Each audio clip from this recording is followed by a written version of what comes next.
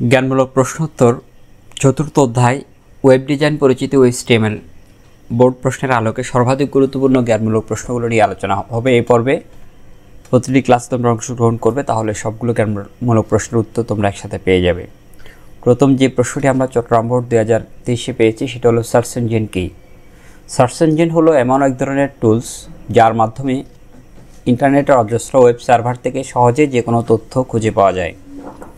অর্থাৎ সার্চ ইঞ্জিনের মাধ্যমে আমরা যে কোনো তথ্য ইন্টারনেট থেকে সহজে খুঁজে পেতে পারি। যে ওয়েবসাইটগুলো সার্চ ইঞ্জিনের সাথে সংশ্লিষ্ট বা সংযুক্ত, সেগুলো খুব তাড়াতাড়ি আমাদেরকে তথ্যগুলো আমাদের সামনে এনে উপস্থাপন করে। 2 নম্বর যে প্রশ্নটি আমরা পেয়েছি সেটি হলো ব্রাউজার কি, অথবা প্রশ্নটি কখনো কখনো ওয়েব ব্রাউজার কি এভাবেও আসতে পারে। ওয়েবসাইট ভিজিট করার জন্য ব্যবহারকারী যে বিশেষ সফটওয়্যার ব্যবহার করেন তাকে ওয়েব ব্রাউজার বলে, বা স্বাভাবিকভাবে ব্রাউজারও বলা যায়।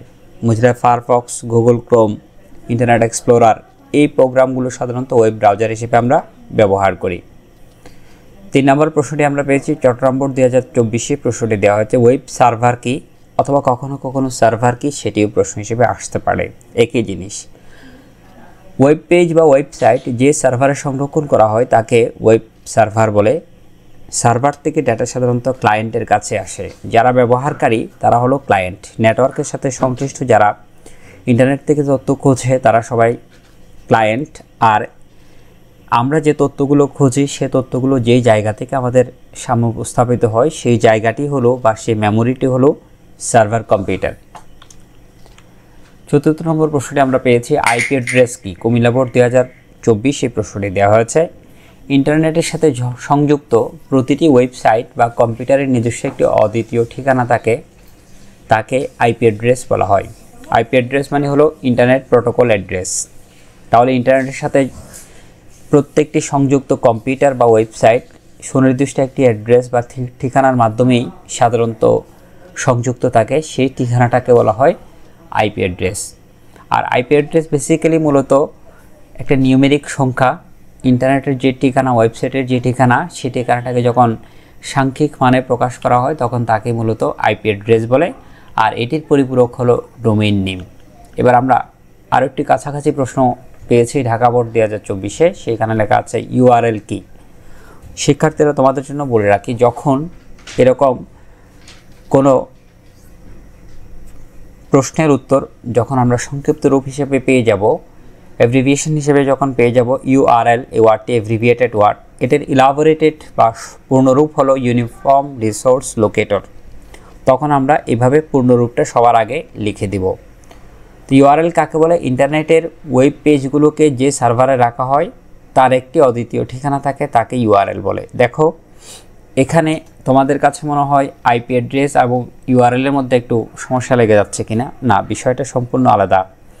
আইপি অ্যাড্রেস হলো ইন্টারনেটের সাথে সংযুক্ত প্রত্যেকটি কম্পিউটার বা ওয়েবসাইটের একটি সুনির্দিষ্ট নাম। www.facebook.com এটি হলো ওয়েবসাইটের নাম। এই নামটিকে যখন আমরা সাংখ্যিক মানে প্রকাশ করি তখন সেটি হলো আইপি অ্যাড্রেস। আর ইউআরএল হলো ইউনিফর্ম রিসোর্স লোকেটর, অর্থাৎ সুনির্দিষ্ট যে তথ্যটি আমি খুঁজে পেতে চাচ্ছি সে তথ্যটির যে লোকেশান অ্যাড্রেস সেটি হলো ইউআরএল। অর্থাৎ তুমি যখন কোনো একটি ফাইলের লিঙ্ক তোমার ফ্রেন্ডকে পাঠাও তখন ওই ওয়েবসাইটের স্পেসিফিক একটা ফাইলের লিঙ্ক তুমি পাঠিয়ে দাও, অথবা তুমি যখন কারো ফেসবুক আইডি কাউকে পাঠাও, তার অ্যাকাউন্টের লিঙ্ক যখন পাঠাও তখন ফেসবুক ওয়েবসাইটের লিঙ্ক কিন্তু তুমি পাঠাও না, তুমি পাঠিয়ে থাকো ওই স্পেসিফিক পার্সনের একটা আইডির লোকেশান।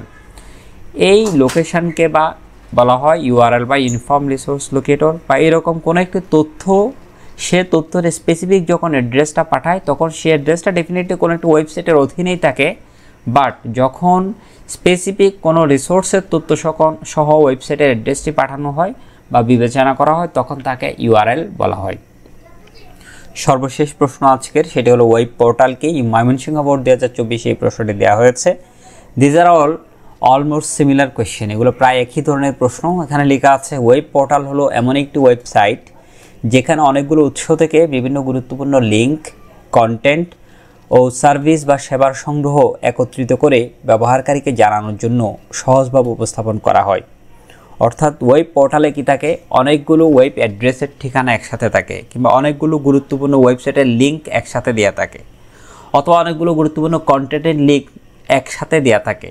এই যে অনেকগুলো সেবার সংগ্রহ একসাথে একত্রিত করে উপস্থাপন করা একটা ওয়েবসাইটের মাধ্যমে তাকে বলা হয় ওয়েব পোর্টাল। সেজন্য শুরুতে লেখা আছে ওয়েব পোর্টাল হলো একটি website. This is also one kind of website but which contents several links or services or content together. যখন এটি একসাথে যখন অনেক কিছুর তথ্যকে একসাথে ধারণ করে তখন সেই ওয়েবসাইটটিকে ওয়েব পোর্টাল বলা হয়। যেমন আমরা যদি www.governmentinfo.